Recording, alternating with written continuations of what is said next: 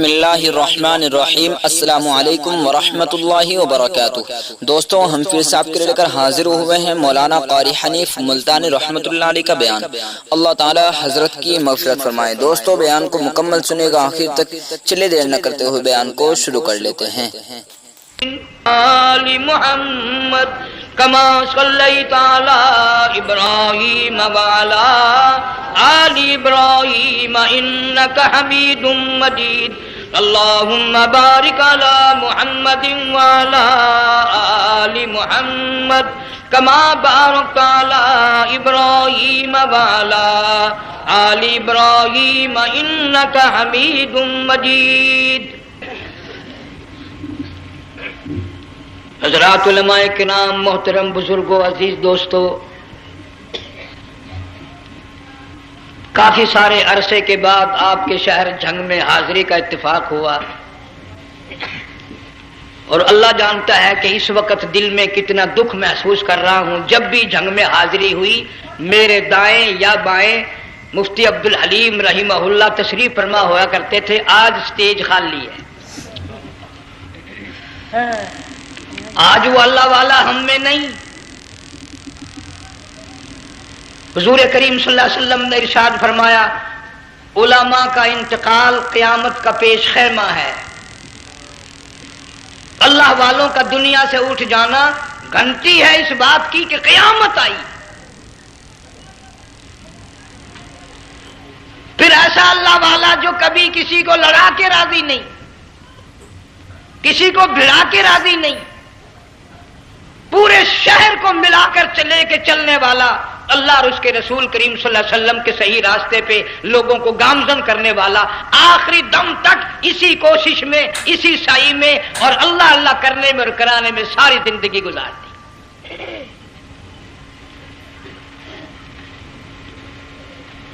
سارا شہر جنگ مل کر، سارے علماء مل کر کوشش کریں، مفتی عبدالحلیم کو نہیں لا سکتے۔ یہ خلا پورا ہونے والا نہیں۔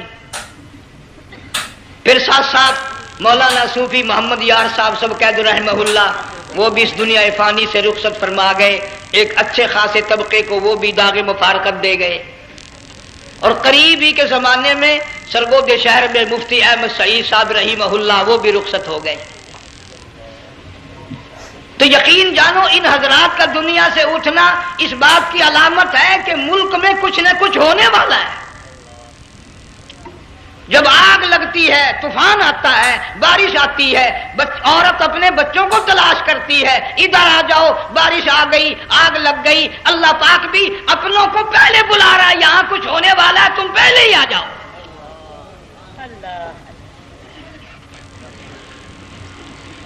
اور اس طرح اشارہ فرمایا، وَكَمْ أَهْلَكْنَا قَبْلَهُمْ مِنَ الْقُرُونِ۔ اللہ فرماتے ہیں میری زمین پہ عداوت نہ کرو، فساد نہ مچاؤ، قتل نہ کرو، خون نہ بہاؤ، ناحق لوگوں کا خون نہ بہاؤ۔ اللہ پاک کی زمین ہر روز صبح کو عرض کرتے، الہی لوگ مجھ پہ زنا کر کے چلتے ہیں، بدماشی کر کے چلتے ہیں، اجازت دے میں لقمہ بنا کر نگل جاؤں۔ مجھے اپنے اوپر ان کا چلنا پسند نہیں، مجھے اچھا نہیں لگتا۔ ہر روز آواز لگاتی ہے، ظالموں، بدکاروں، بدماشوں، میرے اوپر دندناتے پھرتے ہو، ایک نہ ایک دن میرے اندر آؤ گے، تمہیں پتہ چل جائے گا کہ میں تم کو کتنا دشمن رکھتی تھی۔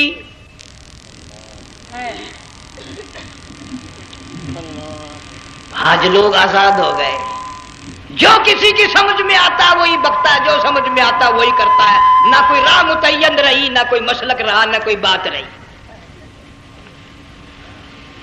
جناب مدنی کریم صلی اللہ تعالی علیہ وسلم کا بڑا عظیم تر صحابی ہے، بہت بڑا جرنیل ہے، سیدنا معاذ ابن جبل رضی اللہ تعالی عنہ، مدینے پاک میں بیمار ہے، آخری وقت ہے، دعا کرو اللہ ہم سب کو مدینے کی موت عطا فرمائے۔ بہت جلیل القدر صحابی ہے۔ علماء کرام نے لکھا ہے کہ جب موت کا وقت بالکل قریب آیا، معاذ بن جبل رضی اللہ تعالی عنہ نے رونا شروع کر دیا، رونے لگ گئے۔ علماء نے لکھا ہے اس وقت بھی مدینے پاک میں اب تک بھی یہ رواج ہے، جب کسی پہ نزع طاری ہو، سکرات طاری ہو، موت قریب ہو، جتنے پاس بیٹھے کھڑے ہوتے ہیں سارے اللہ کے قرآن کی تلاوت کرتے ہیں۔ صحابہ کرام آخری وقت میں قرآن مجید کی ہر وقت تلاوت کیا کرتے تھے، اس لیے حضور کریم صلی اللہ علیہ وسلم نے فرمایا قیامت کا دن ہوگا، اللہ پاک اعلان فرمائیں گے قرآن والے آگے آ جائیں۔ عرض کیا جائے گا قرآن والوں سے کون مراد ہے؟ حق تعالیٰ جل شانہ فرمائیں گے میں قرآن والا اس کو کہتا ہوں جو میرے قرآن سے عشق رکھتا تھا، پیار کرتا تھا، محبت کرتا تھا، اتنا پیار تھا آخری وقت تھا، ادھر موت کا جھٹکا لگا، ادھر میرا بندہ قرآن پڑھ رہا تھا، آج بھی اپنی قبر سے اٹھا میرا قرآن پڑھتا ہوا اٹھا، تم میدان حشر کا چکر لگاؤ، آج بھی ان کے منہ سے کستوری کی خوشبو آ رہی ہے۔ معاذ بن جبل رضی اللہ تعالیٰ عنہ قرآن مجید کی تلاوت فرماتے فرماتے رونے لگ گئے۔ کسی صحابی نے کہہ دیا موت سے ڈر کے رو رہے ہو، موت سے ڈر گئے؟ فرمایا نہیں۔ پھر کیوں روئے؟ صحابی کہتا ہے میرے دل کی تمنا میرے دل میں رہی، میری آرزو پوری نہ ہو سکی، میری حسرت پوری نہ ہوئی، میرا ذوق پورا نہ ہوا، میرا شوق پورا نہ ہوا، میری تمنا تھی گرمی کا موسم ہو، رمضان کا مہینہ ہو، میں روزہ دار ہوں، جہاد فی سبیل اللہ ہو، کفر اسلام کا مقابلہ ہو، میں کئی کافروں کو قتل کر دیتا، پھر کافر بھی اکٹھے ہو کر مجھ پہ ٹوٹ پڑتے، میرا ناک کاٹ لیتے، میری زبان کاٹ لیتے، میں اللہ کی حضور میں جاتا، اللہ مجھ سے پوچھتا معاذ دنیا سے کیا لایا؟ میں عرض کرتا الہی بولوں کیسے، زبان بھی تیری نام پہ کٹا کے آیا ہوں، اور روزہ رکھ کر آیا ہوں، نیت یہ ہے کہ تیرے محبوب کے حوض کوثر کے پانی سے روزہ افطار کروں گا۔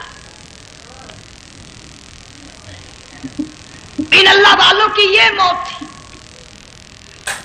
مالک بن دینار رحمت اللہ علیہ ایک عجیب نوجوان کا واقعہ تحریر فرماتے ہیں، گرمی تھی، دوپہر تھی، سورج اپنی شباب پہ تھا، بڑی سخت گرمی تھی، میں نے ایک نوجوان کو دیکھا، وہ پیروں سے معذور ہے، دونوں پیر نہیں ہیں، ہاتھوں کے بل زمین پہ گھسٹ گھسٹ کے چل رہا ہے، اور گلے میں کرتا بھی نہیں، سامان کوئی نہیں، سواری کوئی نہیں، کھانے پینے کا انتظام کوئی نہیں۔ مالک بن دینار رحمت اللہ علیہ فرماتے ہیں میں نے اس نوجوان سے پوچھا کہ تو کہاں سے چلا اس حالت میں؟ کہنے لگا میں بلخ بخارے سے چلا ہوں۔ تجھے یوں ہی ہاتھوں کے بل گھسٹتے چلتے کتنا عرصہ گزر گیا؟ نوجوان کہنے لگا اللہ والے 7 برس ختم ہو کر 8واں لگ چکا ہے، اس حالت میں کہ جی ہاں اسی حالت میں تیرا کھانا پینا۔ جوان کہنے لگا والذی ہوا یطعمنی ویسقین وَإِذَا مَرِضْتُ فَهُوَ يَشْفِينِ،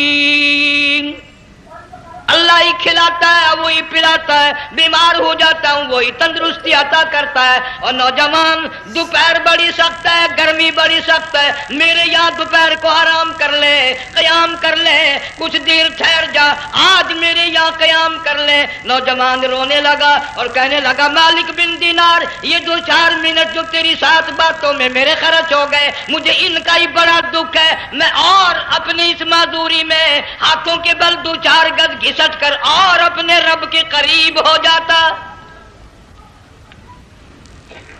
یہ جو تیری ساتھ بات کرنے میں تھوڑا سا وقت خرچ ہو گیا، مجھے اس کا ہی بڑا دکھ ہے، ارے تو تھک گیا ہوگا۔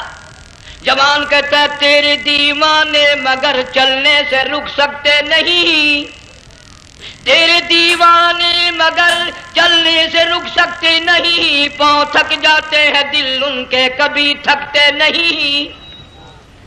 میرے سامنے تھکنے کا نام نہ لو، میرے دل میں عشق کی آگ جلی ہوئی ہے، سوز و گداز کا سمندر طوفان برپا کر رہا ہے، میں نہیں تھکنا جانتا، میرے یہاں نیند کا سوال نہیں، آرام کا سوال نہیں، میں تو گھسٹ گھسٹ کر رب کے دربار میں حاضر ہوا چاہتا ہوں۔ پوچھا کہ جا کہاں رہے ہو؟ کہنے لگا بیت اللہ کی زیارت کے لیے چلا، روزے رسول اللہ صلی اللہ علیہ وسلم کی زیارت کے لیے چلا۔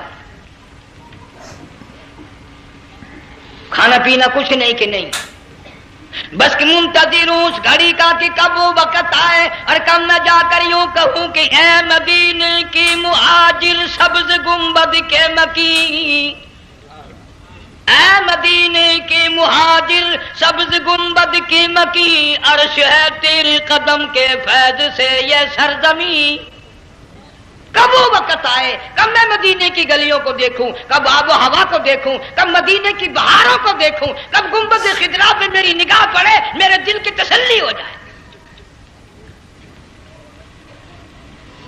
عاشق لوگ یوں ہی کیا کرتے ہیں۔ دیہات کی ایک عورت آئی رسول اکرم صلی اللہ علیہ وسلم کی وفات شریف کے بعد اور آ کے کہنے لگی بہن عائشہ رضی اللہ تعالیٰ عنہا، میں نے سنا ہے سرکار کی وفات شریف ہو گئی، کیا کہاں دفن کیا کہ اس حجرے میں؟ کہنے لگی مجھے دروازہ کھول کر قبر کی زیارت تو کرا دے۔ عورت ساتھ دیہات کی رہنے والی چوکھٹ پہ کھڑی ہو کے کہنے لگی آقا جب بھی آتی تھی زبان تیری ہوتی تھی، قرآن خدا کا سنتی تھی، مسائل پوچھتی تھی، زیارت کرتی تھی، اب یہ زندگی اچھی نہیں لگتی، میں تیرے قدموں میں مرنا چاہتی ہوں۔ علماء نے لکھا ہے ایک چیخ ماری چوکھٹ پہ گر کر جان دے دی۔ سبحان اللہ۔ مالک بن دینار رحمت اللہ علیہ فرماتے میں بھی اس سال حج کے لیے گیا، مینا میں نے دیکھا کہ بڑا مجمع لگا ہوا ہے ایک جگہ، تو میں بھی گیا کہ یہ لوگ کیوں اکٹھے ہیں۔ میں نے لوگوں میں سے جھانک کر دیکھا تو وہی نوجوان بیٹھا ہے جس کو میں نے دوپہر کے وقت دیکھا تھا، وہی حالت ہے، گلے میں کرتا نہیں، گٹھڑی نہیں، تھیلا نہیں، سامان نہیں، اور رو رو کے یوں کہتا مولا آج کسی نے دمبی کی قربانی دی، کسی نے بکری کی قربانی دی، کسی نے اونٹ کی قربانی دی، کسی نے گائے کی قربانی دی، میں فقیر ہوں، میں مسکین ہوں، میں بالکل مفلس اور نادار ہوں، میرے پاس تو یہ میری جان ہے، میں اس کی قربانی دیا چاہتا ہوں، قبول فرما۔ ہزاروں لاکھوں لوگوں کے سامنے ایک چیخ ماری اور مینا میں جان دے دی۔ اس حالت میں ان اللہ والوں کا آخری وقت آتا ہے۔ ایک ہم لوگ مرتے ہیں ایکسیڈنٹوں میں، سڑکوں پہ، ادھر موت کا جھٹکا لگ رہا ہے، ادھر منہ میں کنجری کا گانا۔ ارشاد فرمایا مدنی کریم صلی اللہ تعالی علیہ وسلم نے سیاتی علی الناس زمان، او لوگوں میری امت میں ایک وقت ایسا آئے گا لوگ اتنے برباد ہو جائیں گے، صبح کو آدمی مومن مسلمان ہوگا، شام کو موت آئی تو جنازہ کافر کا اٹھ رہا ہوگا۔ گھروں میں، محلوں میں آج موت آتی ہے، کنجری کا گانا منہ میں ہوتا ہے، ادھر دم نکل رہا ہے، ادھر کنجری کا گانا کانوں میں آواز آ رہی ہے، میت کو غسل دیا جا رہا ہے، کنجری کی آواز آ رہی ہے، جنازہ اٹھا کر لے جا رہے ہیں، کنجری کی آواز آ رہی ہے، قبر میں میت اتاری جا رہی ہے، کنجری کی آواز آ رہی ہے، قبر پہ مٹی ڈالی جا رہی ہے، کنجری کی آواز آ رہی ہے۔ اس محال میں، اس معاشرے میں ہم کس طرح ایمان اور یقین اور ایمان ساتھ لے کر مریں گے؟ ہزاروں نہیں لاکھوں کو مرتے وقت کلمہ نصیب نہیں۔ قسم دے کر پوچھو ماں مر رہی ہے کلمہ منہ سے نہ نکلا، باپ مر گیا منہ سے کلمہ نہیں نکلا، بیگم صاحبہ چل بسی منہ سے کلمہ نہیں نکلا، ہزاروں چلے گئے اور اپنے جانے کا پھر بھی یقین نہ آیا۔ تم نے کبھی سوچا تک نہیں، خیال تک نہیں کیا۔ ارشاد فرمایا مدنی کریم صلی اللہ تعالی علیہ وسلم نے اور لوگوں ابو ہریرہ رضی اللہ تعالیٰ عنہ سے پوچھا تو کیوں رویا؟ عرض کرنے لگا میرے آقا اتنی کمزوری کبھی نہ دیکھی، اتنی ضعیفی کبھی نہ دیکھی، اتنی ناتوانی کبھی نہیں دیکھی، چہرہ انور بالکل کمزور ہو گیا۔ آپ نے ٹھنڈا سانس لے کر فرمایا ابو ہریرہ تجھے معلوم نہیں موت بالکل قریب آ گئی، بالکل قریب آ گئی موت۔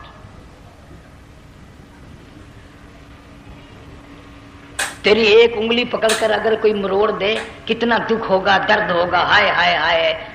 جنگ والوں کبھی تم نے سوچا نہیں 360 رگیں ٹوٹیں گی کیا حال بنے گا، اعضاء چھوٹیں گے، سر کے بالوں سے لے کر پیروں کے ناخنوں تک ہر جوڑ کو توڑ کے رکھ دیا جائے گا، وزیروں، سفیروں، امیروں، حسینوں، جمیلوں، تمام کے جوڑوں کو اکھاڑ کے رکھ دیا جاتا ہے۔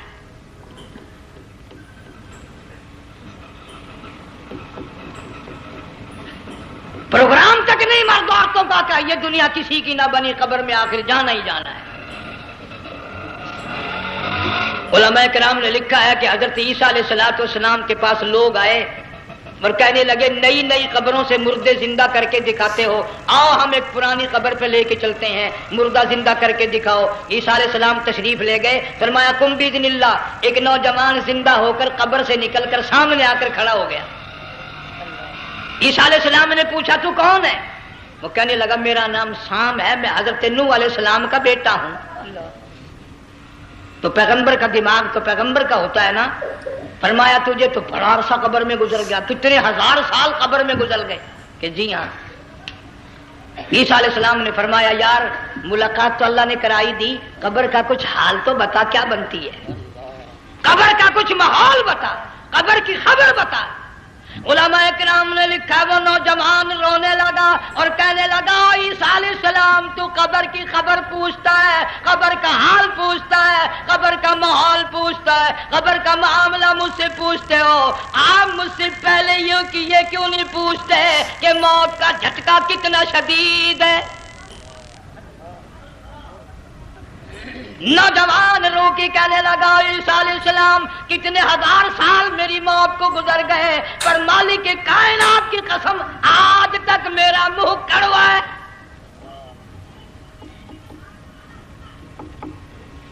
اس لیے جنگ والوں لمبی چوڑی بات کہنے کا وقت نہیں، حالات نہیں، میں تو تمہیں اتنا سا پیغام دینے آیا، کھانے پینے کا زمانہ ہے، میں جانتا ہوں تم کیلے کھاتے ہو، تمہیں کیلے کا ذائقہ معلوم ہے، امرود کا ذائقہ تم کو معلوم ہے، انار کا ذائقہ تمہیں معلوم ہے، انگور کا ذائقہ معلوم ہے، انناس کا ذائقہ معلوم ہے، آم کا ذائقہ معلوم ہے، ہزاروں پھلوں کے ذائقے تمہیں معلوم ہے، ہزاروں مٹھائیوں کے ذائقے تمہیں معلوم ہے، ہزاروں بیکری کی چیزوں کے ذائقے تمہیں معلوم ہے، ہزاروں شربتوں کے ذائقے معلوم ہے، پر تم نے جنگ والوں کبھی بھی قبرستان میں جا کر قبر والوں سے یہ نہیں پوچھا او قبر والوں ذرا بتاؤ تو صحیح موت کا ذائقہ کیسا ہے؟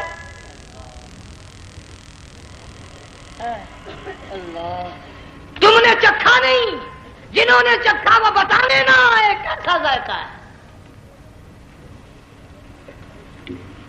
اس لیے قرآن کہتا کلا اذا بلغت التراقی وقیل من راق وظن انه الفراق والتفت الساق بالساق الى ربك يومئذ المساق۔ بادشاہ ہو، امیر ہو، وزیر ہو، فقیر ہو، غریب ہو، رگیں ٹوٹیں گی، موت آئے گی، اور جس کی آئی تمہیں معلوم نہیں کس طرح آئی، کس حال میں آئی۔ جن کے دلوں میں ان باتوں کا خیال آیا خدا کی قسم صحابہ کرام میں سے اتنے رویا کرتے تھے آنکھیں ختم ہو گئی۔ جناب فاروق اعظم رضی اللہ تعالیٰ عنہ کو کسی نے دیکھا رو رہے ہیں، بے تحاشا رو رہے ہیں، پوچھ لیا بڑا بہادر پہلوان فاروق تجھے کیا ہوا، اتنا کیوں رویا؟ فرمانے لگے تمہیں معلوم نہیں قبر کا اندھیرا یاد آ گیا۔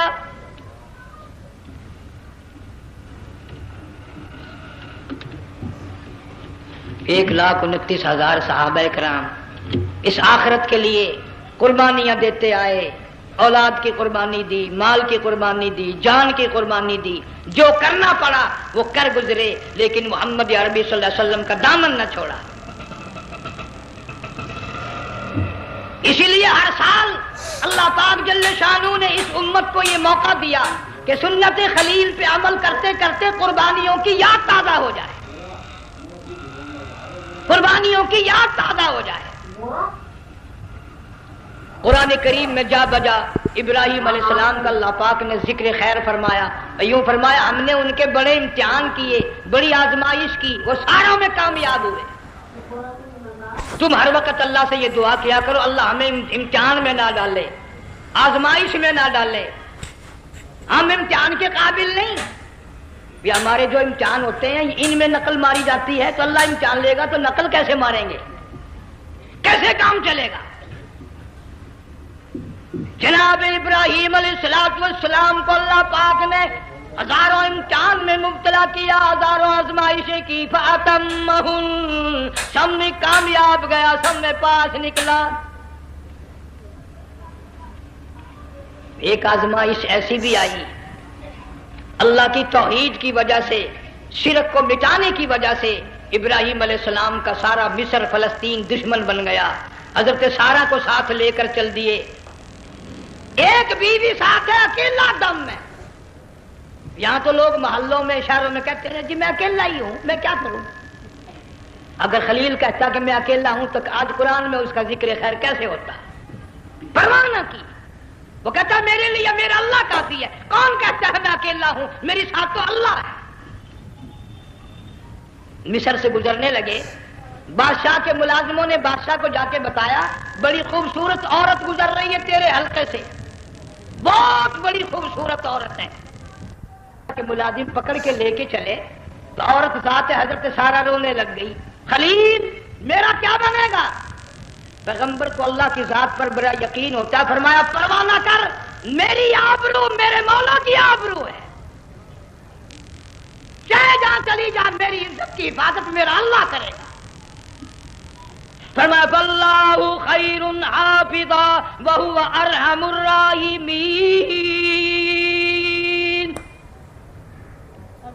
پرواہ نہ کر، اللہ، میں اس کا پیغمبر ہوں، نبی ہوں، چیخا میں جلا اس کے لیے، سارے دکھ اٹھاتا ہوں اس کے لیے، میری عزت کی حفاظت وہی کرے گا۔ محل میں جا کر حضرت سارہ کو بند کر دیا، بادشاہ نے بلوایا ہے عزت لوٹنے کے لیے، بادشاہ نے پکڑوا کر منگوایا ہے آبرو برباد کرنے کے لیے، بادشاہ کا ارادہ ہے سارہ کی عزت کو برباد کرنے کا، اور اللہ کا پروگرام ہے سارہ ادھر آ، اس محل میں ایک معصوم بچی ہے جس کا نام ہاجرہ ہے، میں اس کو اتنا پسند کرتا ہوں، اللہ فرماتے ہیں اس کے پیٹ سے اسماعیل ذبیح اللہ کو پیدا کرنا چاہتا ہوں، اس کی نسل سے حبیب اللہ کو لانا چاہتا ہوں، آج تک کسی کی انگلی اس کی طرف نہیں اٹھی، سارا محل میں آؤ، اس کو آ کر ساتھ لے جاؤ تاکہ میرے ذبیح اللہ کی پیدائش کا معاملہ بن جائے۔ بادشاہ کا ارادہ ہے آبرو برباد کرنے کا، اللہ کا ارادہ ہاجرہ کی آبرو بچانے کا۔ فرمایا وَيَمْكُرُونَ وَيَمْكُرُ اللَّهُ وَاللَّهُ خَيْرُ الْمَاكِرِينَ، اس نے بھی تدبیر بنائی، میں خدا نے بھی تدبیر بنائی۔ بادشاہ آیا حضرت سارہ کے قریب برائی کا ارادہ کر کے، مفسرین نے لکھا ہے حضرت سارہ نے فرمایا مجھے 2 رکعت نماز پڑھنے دے۔ یہاں سے پتہ چلا کوئی پاک دامن عورت، کوئی نیک بیٹی اگر گنڈوں میں بدماشوں میں پھنس جائے، عزت بچانے کا طریقہ یہ ہے وضو کر کے اللہ کے سامنے نیت تو باندھ، تیری عزت کے لیے وہ فرشتے بھیجے گا۔ علماء کرام نے لکھا ہے کہ ایک جہاز سمندر میں چل رہا ہے، طوفان آیا، جہاز تختہ تختہ ہو گیا، کچھ لوگ غرق ہو گئے، ڈوب گئے، کچھ تختوں پہ بہ کر کے چلنے لگے، ایک عورت گود میں بچہ ہے، ایک حبشی نوجوان دوسرے تختے پہ بیٹھا ہوا جاتا ہے، اس نے عورت اکیلی دیکھ کر اپنا تختہ چھوڑ دیا اور بدماشی کے ارادے سے عورت کے تختے پہ آ بیٹھا۔ تم جنگ والے سوچ رہے ہوگے کہ ڈوبتے وقت بھی باز نہ آئے، یہ سیلاب آتے ہیں لوگ بدماشیوں سے باز آئے؟ ڈوب گئے مگر باز نہ آئے، بغیرتی لوگ کرتے ہی رہے۔ علماء اکرام نے لکھا حبشی نوجوان نے عورت کا بچہ چھینا سمندر میں پھینک دیا، عورت روئی اور کہنے لگی میرے اللہ بیٹھی رہتی ہوں، عزت جاتی ہے، حرکت کرتی ہوں ڈوب جاؤں گی، میں نے سنا ہے سمندر کی گہرائیوں سے تو نے یونس علیہ السلام کی سنی تھی، میں تو پانی کے اوپر بہ رہی ہوں، مولا میری آبرو بچا، میرا ایمان بچا، میری عزت بچا، تیرے سوا میری سننے والا کوئی نہیں، لا الہ الا انت سبحانک انی کنت من الظالمین۔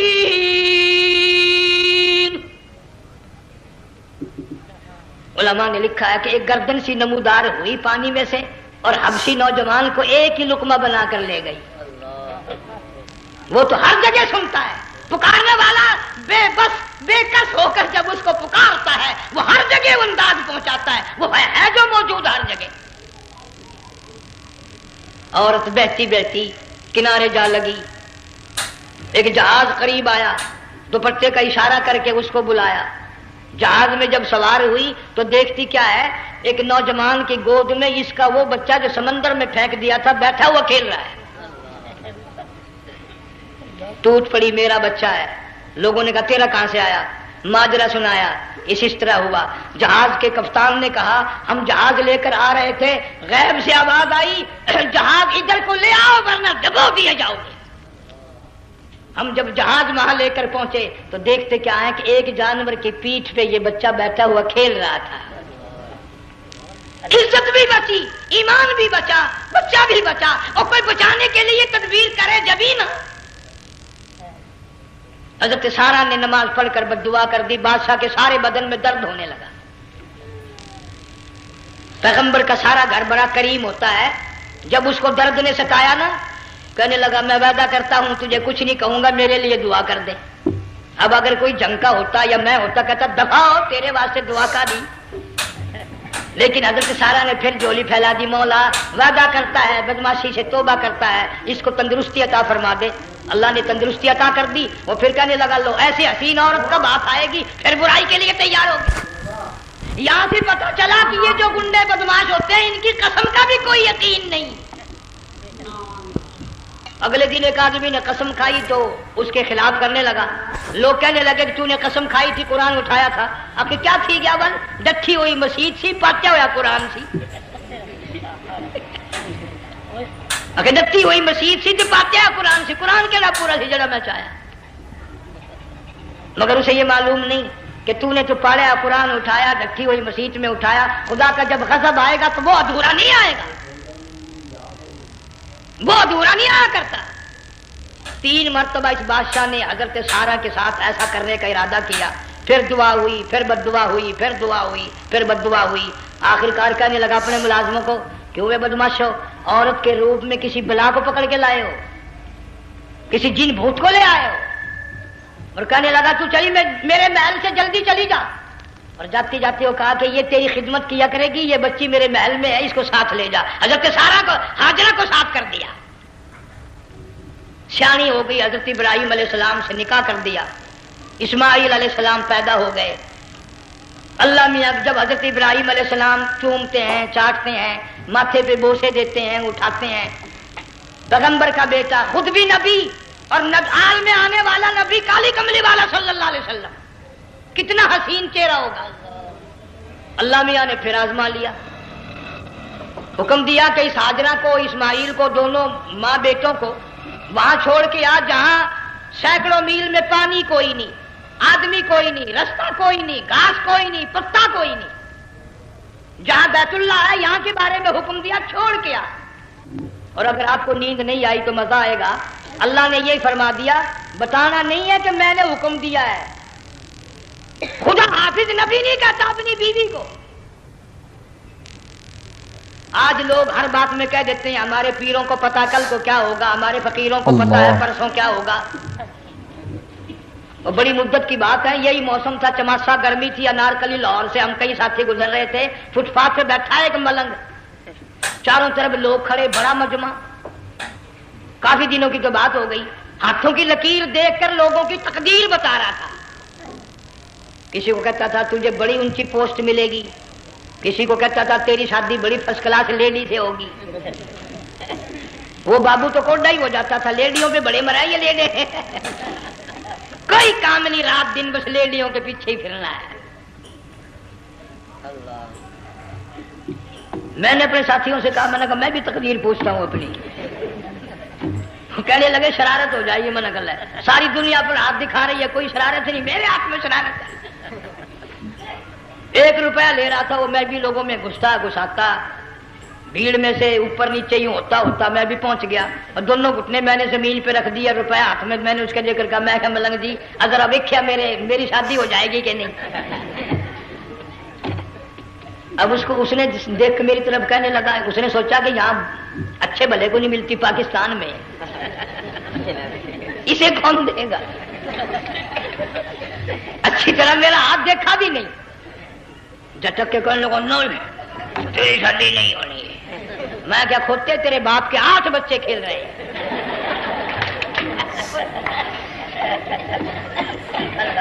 یوں ہی عقیدے بگڑ جاتے ہیں لوگ۔ ہمارے پیر کو پتا، فقیر کو پتا، کسی کو پتا نہیں ہے، کوئی نہیں جانتا۔ فرمایا وما تدری نفس ماذا تکسب غدا، کوئی نہیں جانتا کل کیا ہو جائے گا۔ وما تدری نفس بأی ارض تموت،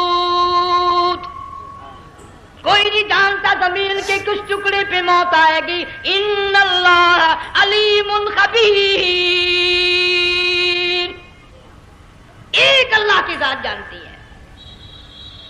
حضرت ہاجرہ اسماعیل علیہ السلام کو چھوڑ کر چل دیے، نہ خدا حافظ کہا، نہ کوئی تسلی دی، تھوڑی سی کھجوریں، تھوڑا سا پانی، ختم ہو گیا۔ ابراہیم علیہ السلام جب دور نکل گئے تو حضرت ہاجرہ نے دیکھا یہ تو چلے گئے، کھڑی ہو کر آواز دی اے میرے ابراہیم، مڑ کر نہیں دیکھتے۔ جنگ والوں، اللہ کا پیغمبر اللہ کی اجازت کے بغیر اپنی بیوی کی طرف نہیں دیکھتا، گھر والی کی طرف نظر اٹھا کر نہیں دیکھتا۔ ایک تم ہو، چٹی داڑھی، بڑھیپا، کالے برقعے والی نظر آ جائے نا، آگے بھاگ کر بڑے میں آتے ہیں، کہاں جانا چاہتی ہیں آپ؟ تیری ماں لگتی ہے آپ چلی جائے، تو یہ کیا ہوا؟ یہ کالے برقعے پہ مرتے مرتے مرتے مرتے مری گئے۔ ایسا عجیب تماشا۔ وہ لاہور پلیٹ فارم پر پھر رہی تھی نا ایک لیڈی برقع اوڑے، آ گیا ایک لیڈا، کہنے لگا سیون اپ لاؤں، نے کہا لے آئے، نے کہا واہ واہ کام بن گیا، وہ سیون اپ لے آیا۔ تھوڑی دیر کے بعد کہنے لگا میرے خیال میں کوئی پھینٹا بھی ہو جائے، نے کہا لے آئے، نے کہا سبحان اللہ پکا کام ہو گیا۔ وہ سیون اپ بھی پی لی، پھینٹا بھی ڈکار گئی۔ تھوڑی سی دیر کے بعد کہنے لگا سیب لے آؤں، وہ لے ہی آیا سیب، کیا آپ کے لیے میں سیب لایا ہوں آپ کھائیں؟ کہنے لگی نہیں آپ کھائیں۔ اس نے سوچا اوہو میری بھی محبت ہو گئی ہے، سیب کھانے کے لیے مجھے بھی کہہ رہی ہے۔ جب اس نے اصرار کیا نا کہ میں تو تیرے لیے لایا ہوں، کھا تو صحیح، کہنے لگی کیسے کھاؤں، میرے منہ میں دانت ہی نہیں ہے۔ اب پتا چلا اسے کہ صبح سے میں تو پرانے پپی کے پیچھے پھر رہا تھا۔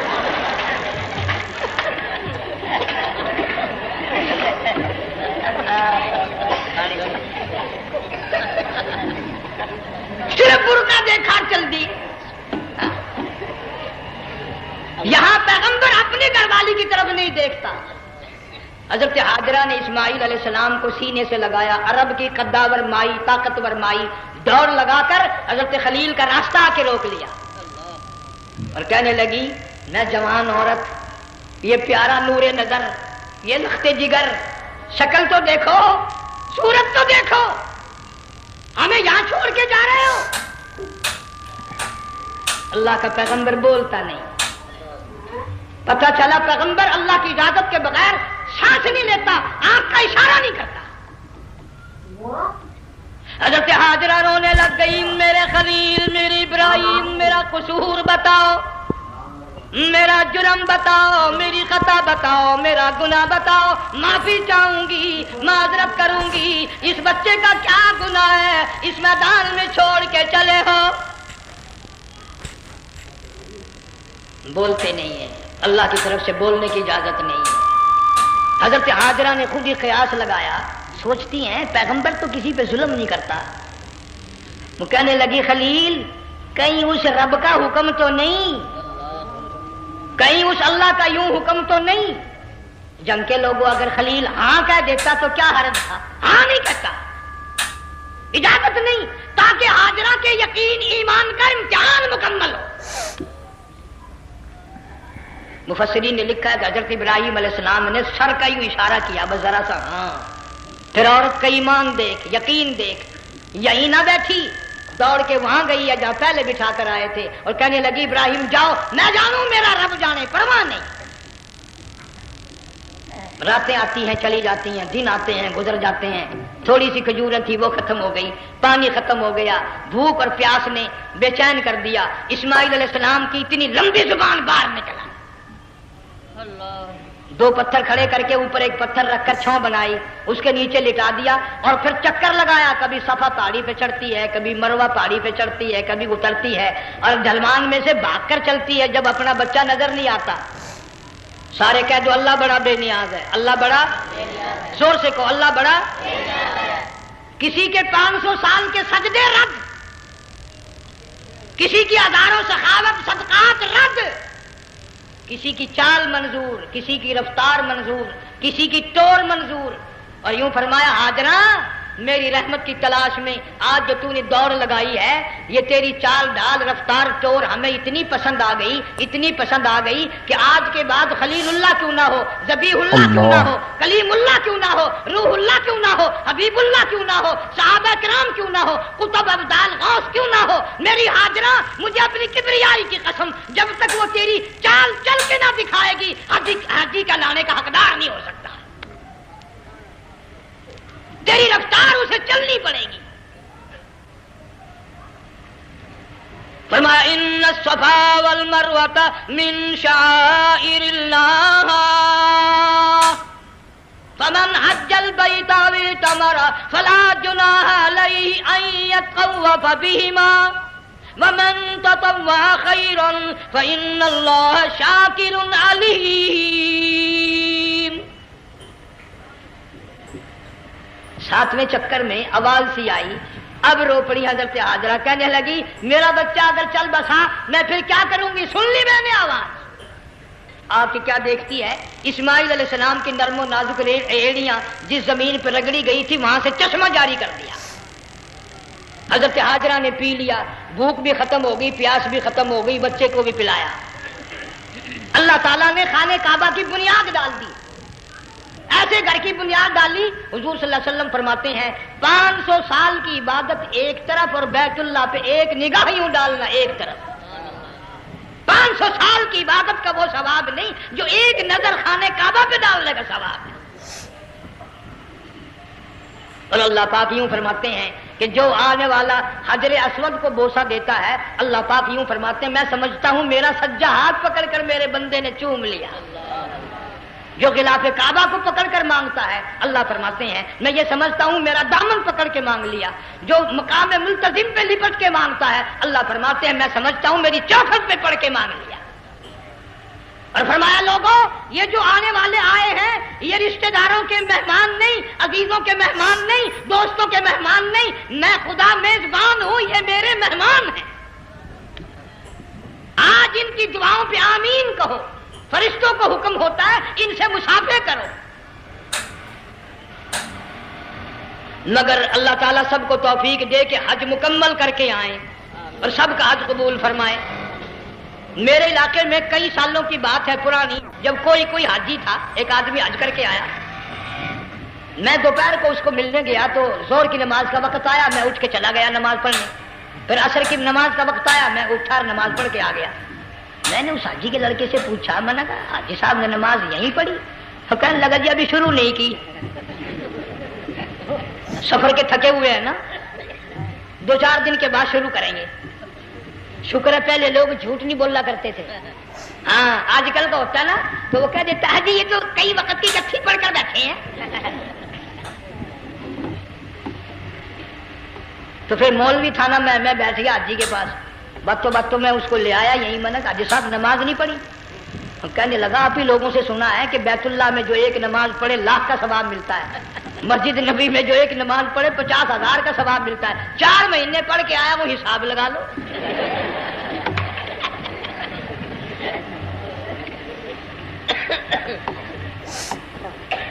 مسائل سیکھتے نہیں، ارکان اور آداب بیت اللہ کے سیکھتے نہیں۔ ڈی سی کے دفتر میں اگر جانا ہو کئیوں سے پوچھے کیسا جاؤں، کس طرح درخواست دوں، کیسے کہوں، کیسے کھڑا ہوں، کیسے بیٹھوں، کیا عرض کروں، اور اللہ کے دربار میں ہم جاتے ہیں اور سیکھ کرنے جاتے ہیں، یہ خوف نہیں کہ اگر بے ادبی ہوگی تو مارا جاؤں گا۔ اللہ تبارک و تعالیٰ جل شانہ نے اسماعیل علیہ السلام کے نرم و نازک ایڑیوں سے بنیاد ڈال کر خانہ کعبہ کی اللہ نے ہمیں یہ کعبہ دیا، گناہوں کی معافی مانگنے کے لیے وہاں جاؤ، اللہ تبارک و تعالیٰ کے دربار میں حاضر ہو کر مانگنے کے لیے یہاں جاؤ۔ ارشاد فرمایا مدنی کریم صلی اللہ تعالی علیہ وسلم نے جو آدمی صحیح ارکان حج کے ادا کر کے واپس جاتا ہے اس طرح واپس آتا ہے گویا آدھی ماں کے پیٹ سے پیدا ہوا۔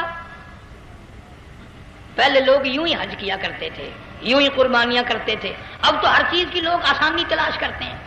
پچھلے بقرعید کے موقع پر ہمارے مسجد میں ایک آدمی مجھے کہنے لگا اگر کوئی غریب آدمی مرغی کی قربانی دے دے تو لگ جائے گی؟ میں نے کہا تو مکھی مار دے انشاءاللہ وہی لگ جائے گی۔ سارے کام ٹیڑھی ہو گئے، نیچے نیچے نیچے نیچے کو چلے آ رہے ہیں۔ آج کل وہ ٹیڑھی بکرے بکری آئے ہوئے ہیں نا، کہیں تو قربانی کے لیے یا کندھے کو اٹھا کر لاوے، اب بتاؤ یہ گوشت بانٹے گا یا کھاوے گا یا فریج میں رکھے گا، کیا کرے گا؟ بالکل کام بگڑ گیا۔ حضور صلی اللہ علیہ وسلم نے فرمایا قربانی کا جانور اچھا تلاش کر کے لاؤ، اس کے بدن پہ جتنے بال ہوتے ہیں اتنی نیکیاں لکھی جاتی ہیں۔ اور میرا موضوع نہیں، حضور صلی اللہ علیہ وسلم نے فرمایا کہ میں نے اللہ سے دعا کی تھی میری امت کا کیا بنے گا، پل صراط پہ سے گزرتے وقت اللہ تعالیٰ نے میری دعا کو قبول فرما کر یوں فرما دیا کہ تیری امت جو قربانی میں جانور ذبح کرے گی میں خدا پل صراط کے کنارے پر زندہ کر کے ان سب جانوروں کو سواریاں بنا کر پیش کر دوں گا۔ اس لیے بقرعید بالکل قریب آ گئی، ہر دین ایمان اسلام کے لیے قربانی کے لیے تیار رہو۔ زیادہ سے زیادہ مجھے آج کل فکر لگا ہوا ہے کہ اپنے گھروں کو میں نماز کا اہتمام کرو۔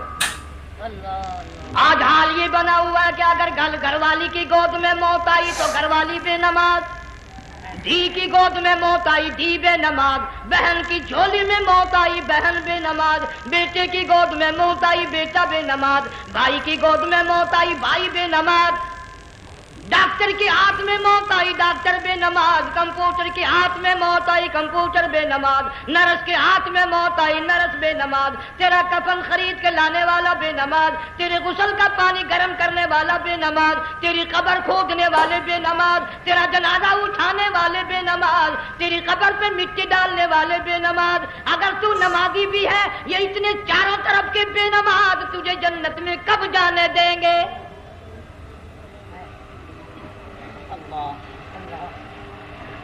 اس بچی کا فکر کیوں نہیں کرتا؟ کلاس میں فیل ہو جائے تجھے دکھ لگتا ہے میری بچی فیل ہو گئی، ساری عمر نماز نہ پڑھے تجھے کبھی درد نہیں ہوا کہ جہنم کے انگاروں میں جلے گی۔ بیوی ایک دن تیرا کہنا نہ مانے آگ لگ جاتی ہے، ساری عمر نماز نہ پڑھے بے ایمان تجھے کبھی آگ نہیں لگی۔ اس گھر سے تیرا جنازہ نکلے گا، اس گھر سے تیری میت اٹھے گی جس گھر میں تو نے سارے بے نماز پیدا کر رکھے ہیں، سارے بے نماز اکٹھے کر رکھے ہیں، کس طرح ایمان کلمہ ساتھ لے کر جائے گا؟ اس لیے اپنے ماحول میں اپنے گھر میں بچیوں کو بہنوں کو پیار سے محبت سے بڑے عقیدت سے ان کو نمازی بنا، تاکہ مرنے کے بعد جب تیرا جو بیٹی بہن منہ دیکھنے آئے تو نمازی تو تیرا منہ دیکھنے آئے، تیرا منہ دیکھنے بھی سارے بے نمازی آئے، تجھے کیا فائدہ ہوگا؟ اللہ سبحانہ و تعالی ہم سب کو ہمارے گھر کے ماحول کو نمازی بنائے۔ مفتی صاحب اس دنیا فانی سے رخصت ہو گئے، تشریف لے گئے، جنگ سارا بے وارثہ ہو گیا۔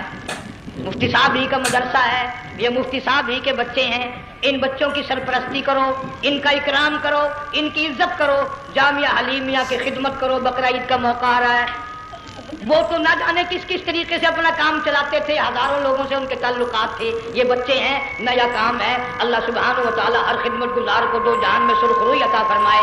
بڑی اچھی اچھی کیسٹیں آپ کو یہاں سامنے سے ملیں گی اپنے گھر کا ماحول بنانے کے لیے۔ پیغمبر کی دعا سے پہلے نہ اٹھا کرو بھائی، ہائے ہائے کوئی دنیا کا دین کا جس کو کوئی اللہ سے حاجت ہو بیٹھ جائے ایک منٹ کے لیے، درود شریف پڑھ کے دعا مانگو۔ اللہم صلی وسلم وبارک علی سیدنا و مولانا محمد وعلی آل سیدنا و مولانا محمد وبارک وسلم۔ یا اللہ قبلہ مفتی صاحب رحمہ اللہ کی قبر کو جنت کا باغ بنا، اللہ تعالیٰ ان کے گھر والوں کو صبر جمیل کی توفیق عطا فرما. اللہ پاک ان کی آل اولاد کو مفتی صاحب کا جانشین صحیح معنوں میں جانشین بنا. اس مدرسے کو آباد فرما. اللہ تعالیٰ سارے جنگ کی سرپرستی فرما. سارے شہر کو آباد فرما. ہر شر سے ہر فتنے سے سب کی حفاظت فرما. یا اللہ ہم سب کو سچا مسلمان پکا دیندار بنا. ہمیں اور ہماری اولاد کو نیک اور نمازی بنا.